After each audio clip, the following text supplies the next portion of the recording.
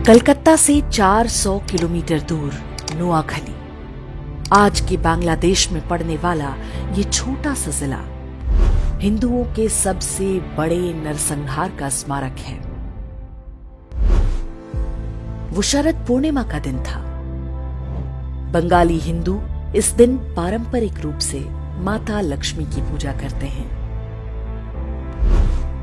इसे बंगाल में कोजागरी पूजा के नाम से जाना जाता है। 10 अक्टूबर वर्ष 1946, स्थान नोआखली, बंगाल। सूफी दरगाह दायरा शरीफ के खादिम पीर गुलाम सरवर ने 20,000 मुसलमानों को संबोधित करते हुए कहा, अपने खेतों में तुम जो चावल उगाते हो उसे कौन खाता है? हिंदू खाते हैं। हिंदुओं की औरतें सुंदर क्यों होती हैं? क्योंकि उन्हें अच्छा खाना मिलता है। हमारी औरतें बीमार पड़ती हैं तो उन्हें अपने हाथों से कौन टटोलता है? हिंदू डॉक्टर। सामने नाराए तकबीर, अल्लाहू अकबर चिल्लाती हजारों मुसलमानों की भीड़ थी।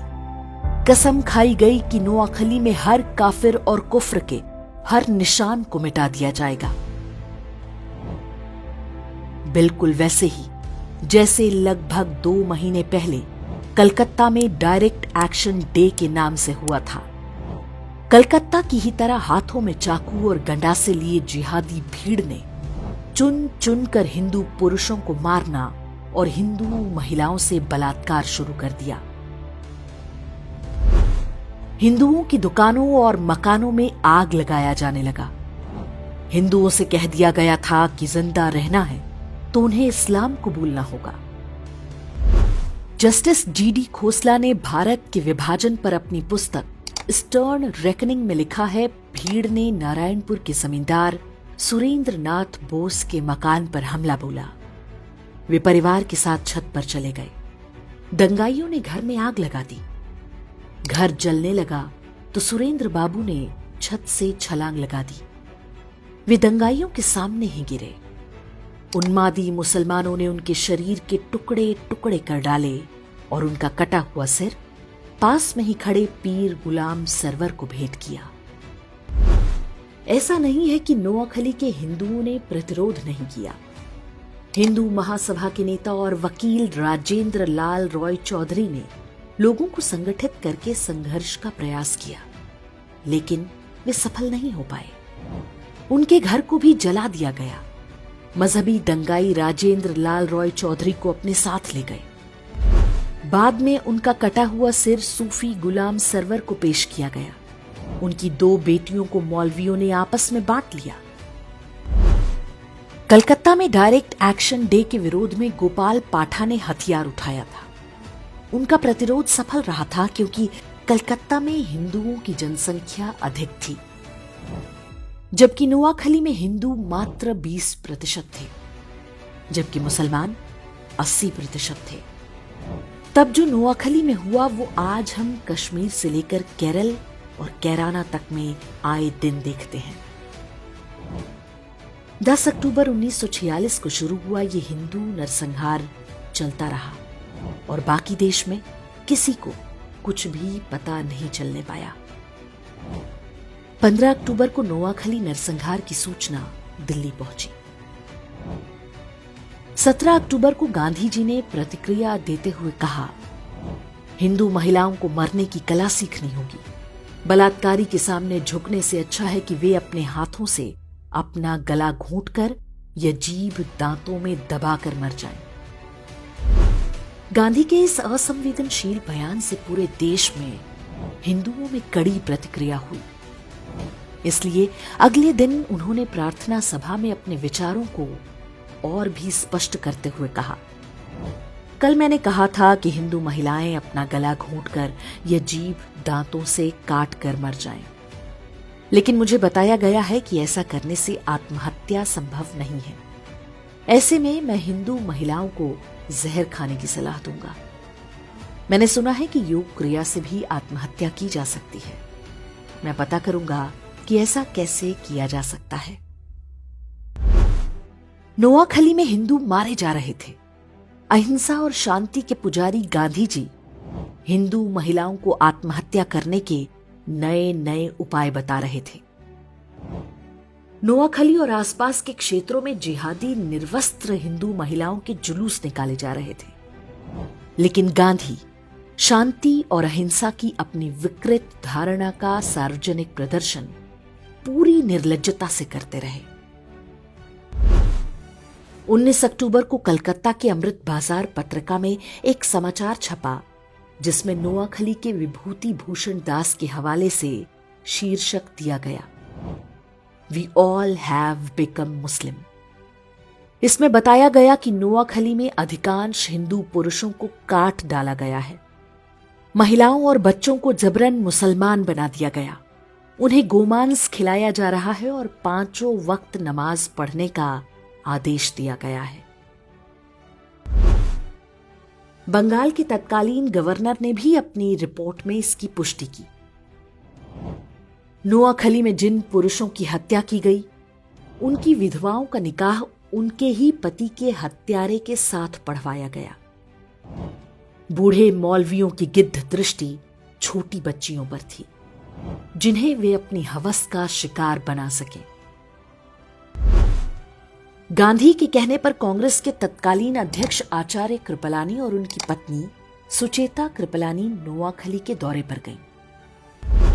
आचार्य कृपलानी ने अपनी पुस्तक Gandhi his life and thoughts में लिखा है कि हमारी मुलाकात बंगाल के मुख्यमंत्री सुहरावर्दी और गवर्नर फ्रेडरिक बरूच से हुई। जब मैंने हिंदू महिलाओं के अपहरण और बलात्कार की बात पूछी तो गवर्नर बरूच ने उत्तर दिया, ये तो होना ही था। हिंदू महिलाएं मुस्लिम महिलाओं की तुलना में अधिक सुंदर होती हैं। मेरा मन किया कि मैं उन्हें वहीं पर पीट दूं, लेकिन मैंने खुद को रोक लिया। सुचेता कृपलानी ने कुछ हिंदू महिलाओं को बचाकर राहत कैंपों तक लाने में सफलता पाई। पीर गुलाम सरवर हुसैनी इस बात से इतना भड़क गया कि उसने फतवा जारी करके कहा कि जो भी सुचेता कृपलानी के साथ बलात्कार करेगा उसे गाजी की उपाधि दी जाएगी। इसका परिणाम हुआ कि सुचेता कृपलानी हर समय अपने साथ जहर का कैप्सूल रखा करती थी। नोआखली नरसंहार शुरू होने के पूरे 1 महीने बाद गांधी ने वहां का दौरा किया। वे सबसे पहले पास के तिपरा नाम के स्थान पर गए। यहां दंगा पीड़ित हिंदुओं के लिए राहत शिविर चला रही सुचेता कृपलानी के साथ गांधी की मुलाकात हुई। उनके काम से खुश होने के बजाय गांधी जी ने सुचेता कृपलानी से कहा कि कैंप में रह रही हिंदू महिलाओं को निशुल्क खाना ना दिया जाए, बदले में उनसे काम कराया जाए।